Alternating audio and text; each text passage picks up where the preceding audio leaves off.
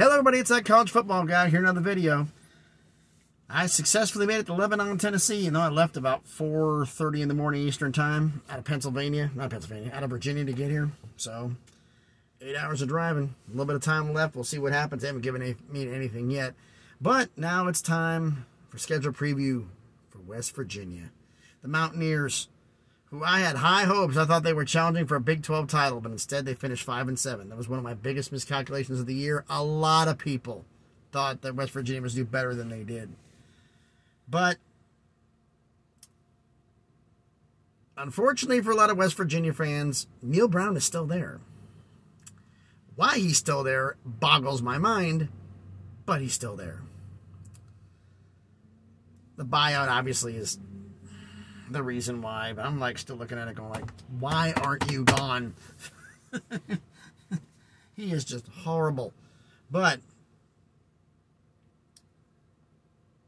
he's going to come at it this year, and one more season at it, and we'll find out. Can they prove? I mean, unless they get to a bowl game this year, I mean, they've got to get rid of him, don't they? I mean, it's enough is enough. So, you know, we'll be finding out that throughout the season. It's a possibility Neil Brown doesn't finish the year. That's going to come to more things that happen later on in the year. First and foremost, let's do this. We're doing the schedule preview. This isn't predictions. This is just a preview, a schedule preview of the 2023 season. Do comparisons in this season. We compare non-conference games from last year and this year, see which one was tougher, and then last season's schedule versus this season's schedule. We'll decide which one is tougher. Obviously, you know, West Virginia's a new quarterback. The definition of the poster boy of the transfer portal, JT Daniels, from USC to Georgia to West Virginia to Rice. Could he end up being the poster boy for a group of 5 quarterback that never should have been a Power 5 quarterback in the first place? You let me know that thought down in the comments. That's what I'm thinking, but I could be very well wrong. But anyway, we're going to get into that, but first things first, let's knock this out the way. Everyone, please, if you're watching the video, do me a favor, smash the like button, hit the thumbs up. It helps the algorithm, helps the video be seen by more people. Comment on the video if you think about a bunch of things. What do you think about JT Daniels? And more stuff I'll let you know as the end of the video gets to it. And subscribe to the channel. Almost at 400 subscribers, slowly but surely on the way to 1,000, so we can start making this channel take off. And if you're newly subscribing, or you've already subscribed, make sure you check, see if that notification bell is great to let you know you've subscribed to all my videos, so that way you get notified every day. At least YouTube's going to try to notify you every day. But a lot of people weren't getting any of the videos, and they hadn't hit the bell, so I've been getting messages like, okay, now they're showing up. So please hit the notification bell. It'll help a lot. Now, let's get into non-conference games. Last season versus this season. Last season, at Pitt, the backyard brawl, home against Towson, and at Virginia Tech. 2 Power 5s and an FCS. This season, at Penn State. You starting the season in Happy Valley? Yikes. Home against Duquesne and home against Pitt, the backyard brawl. Okay. 2 Power 5s, 1 FCS. Last season, both of them were on the road. And normally, I would say that's the tougher part. Pitt at home is the same as Virginia Tech on the road. I'll say that. Because Pitt's a lot tougher than Virginia Tech. I'm sorry, Virginia Tech fans. But you guys are in transition still. And it's just like last season's a few seasons you've been underperforming. Pitt's been performing well. As for at Pitt is not as tough as at Penn State. And that's your first game of the season. So I got to say that this year's non-conference is tougher than last year's. So let's look at the entire schedule from last year. And we're going to look at the entire schedule from this year. Now, last year they started off with a backyard brawl at Pitt. Lost a tough game 38-31. Then they were home against Kansas and lost 55-42 in overtime. I just did this in the Kansas video I did yesterday. They were saying, how do you get a 13-point loss in overtime? Kansas had the lead, scored a touchdown. West Virginia had their chance with the ball, was to get a touchdown, and Kansas did a pick six. So that's how you got the 13 points. Just a bad break. Versus Towson, offense got on track, defense got on track. They won 65-7. Going at Virginia Tech, you won 33-10. So you're 2-2 going into your bye week. And then the rough seas started. At Texas, lost 38-20. Home against Baylor, won 43-40 in the slugfest, but that's a good win. At Texas Tech, lost 48-10. Yikes. Versus TCU at home, lost 41-31, but considering what TCU was, it's not that big of a surprise. The one that kind of shocked me here was at Iowa State. You lost 31-14. Iowa State's a team you should have beaten. Iowa State was performing worse than West Virginia was, but somehow you lost to them. So, inexplicable loss. And then what happens? Oklahoma Sooners come to Morgantown and you beat them 23-20. One of the biggest wins, Big 12 wins in West Virginia history, my opinion. You follow that up, you're back at home again against Kansas State. You lost 48-31. But then you travel to Stillwater to face Oklahoma State. You're not going to a bowl game.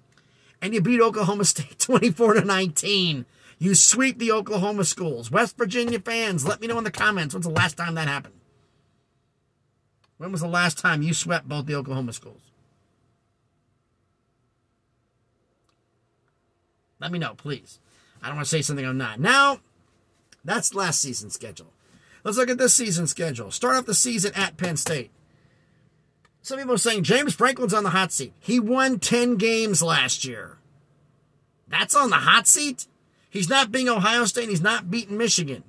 I got news for you. Very few people are beating Ohio State and beating Michigan. Well, you have to beat it to get that job. Really? You're going to be going through coaches for a long time. Because until one of those two hits a slow spell, you're not beating them.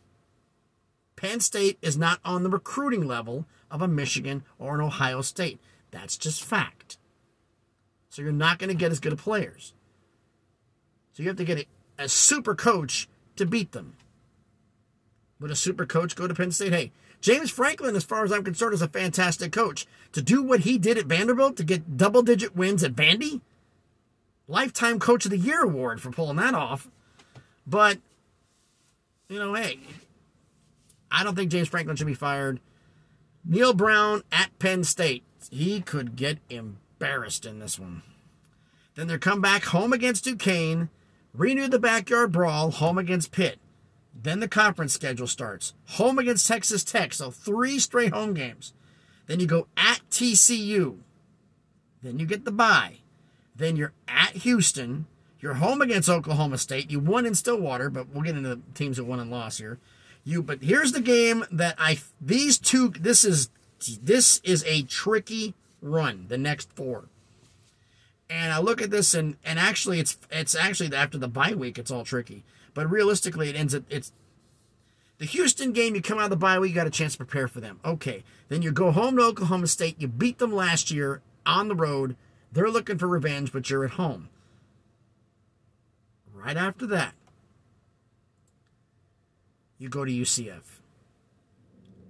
The travel. That could be an issue for West Virginia. You got to watch out for that game. Then you come back home to face BYU. West Virginia, this is maybe one of your best chances to beat BYU because they're going to come from Provo to Morgantown. That is a run. That's a flight. They're going to be beat up. They're going to be road worry. I'm hoping you got some bad weather to make it even worse for them. Ground and pound them, beat them up, and let's see what you can do. But that's your best shot right now. And you go back there, if you do well against BYU, the problem right after that is you travel to Norman to play Oklahoma. You beat them last year at home. Do you really think they're going to want to lose 2 in a row to you on the way out? They are going to be out for blood. So you're going to come and probably beat up after the Oklahoma game, and you're hosting Cincinnati. So yes, folks, West Virginia plays all 4 newcomers to the Big 12. And then after hosting Cincinnati, You travel to Waco to play Baylor.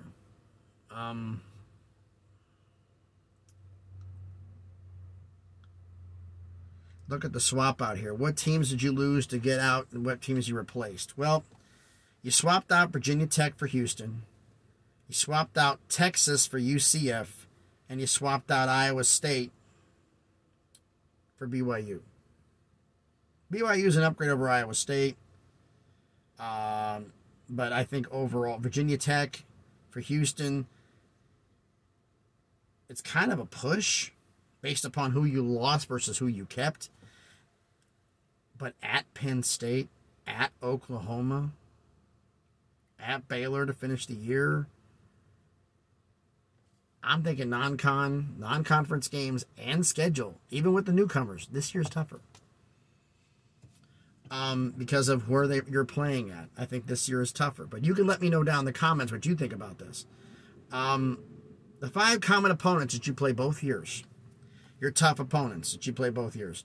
We're talking Oklahoma State. I forgot you also swapped out Kansas State for Cincinnati. That's a big swap out. So we'll see there. Both of them at home. But Oklahoma State, Oklahoma, TCU, Texas Tech, Baylor. Those are your 5 common opponents that you play both years. Last season, 3 of those 5 were at home. Oklahoma State was on the road, you won. Texas Tech was on the road, you got blown out. Baylor was at home, you won. Oklahoma was at home, you won. TCU was at home, got blown out. You're not blowing out, 10-point loss. This season, TCU, you're going to be at TCU, home against Oklahoma State, but they're going to be out for revenge. You're at Oklahoma, they're out for revenge. You're at Baylor, you beat them last year at home. They're going to be looking for revenge in Waco. Texas Tech blew you out at home, you may have a shot there. Somebody was telling me, some West Virginia fans were saying, oh, we got a shot at winning a bowl game this year. How? Seriously. How? If Neil Brown was not your coach, I'd say you'd have a shot. But with him and his coaching style, I'm sorry, no. Look at the others. You have to get 6 wins to be bowl eligible. Let's see. Or if you're lucky with high academics, you could get 5. But 6 wins to be safe. At Penn State. This isn't a prediction video. Let's just look at this. Where could you get wins? Home against Duquesne? At Houston? Maybe. At UCF? Big maybe. Home against Cincinnati? Maybe. That's it. Baylor is a maybe game, but they might beat you up. BYU, Oklahoma State, Oklahoma, TCU, Texas Tech. And facing Texas Tech and TCU back-to-back just like you did last year. You lost to Pitt on the road, now you play them at home. It might be another 5-7 year.